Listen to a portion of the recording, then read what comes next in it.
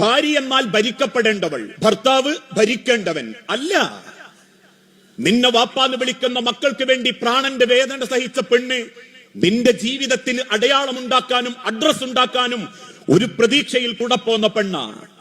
10-22 കൊല്ലം വാപ്പാന്റെ രാജകുമാരിയായി വളർന്ന് അവസാനം നിക്കാഹിന്റെ വേദിയിൽ വാപ്പാന്റെ കൈപിടിച്ച് കബിൽത്തു എന്ന് ആത്മാഭിമാനത്തോടുകൂടി പറയുമ്പോ ഓരോ വാപ്പമാരും ആണിന്റെ കൈ പിടിച്ച് പറയുന്ന ഒരു വാക്കുണ്ട്, എന്റെ മകൾ എന്റെ രാജകുമാരിയാ മോനെ, അവളെ കൊണ്ടുപോയി വേലക്കാരി മാത്രമാക്കരുതേ എന്ന ഒരു വാപ്പയുടെ ഉമ്മയുടെ പ്രാർത്ഥനയുടെ സങ്കടത്തിൽ നിന്ന ഒരു പെണ്ണിനെ നമ്മളെ കയ്യിലേക്ക് കിട്ടുന്നത്.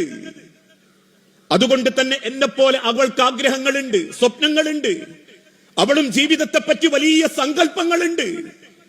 ഞാൻ കൂട്ടിക്കൊണ്ടുവന്ന പെണ്ണ് എന്റെ അകത്ത് ചാരത്ത് കിടന്നുറങ്ങുമ്പം നെഞ്ചുപൊട്ടി കണ്ണു നിറഞ്ഞ കിടങ്ങുന്നതെങ്കിൽ ഞാൻ എത്ര ഭംഗിയിൽ ജീവിച്ചാലും എനിക്കെത്ര സൗന്ദര്യമുണ്ടെങ്കിലും ഈ ലോകത്താരും മോഹിക്കുന്ന ഒരാണായി ഞാൻ മാറിയിട്ടുണ്ടെങ്കിലും അള്ളാഹുവിന്റെ തിരുദൂതൻ ഓർമ്മപ്പെടുത്തി, ആണുങ്ങളിൽ ഏറ്റവും നല്ലവൻ വീട്ടിലുള്ള പെണ്ണിനോട് ഏറ്റവും മര്യാദക്ക് പെരുമാറുന്നവനാ.